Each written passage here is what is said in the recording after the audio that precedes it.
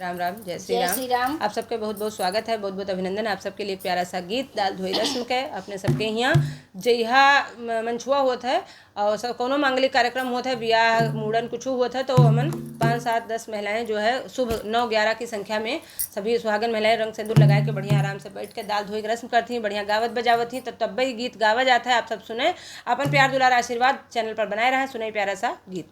किए यह अवसरा जो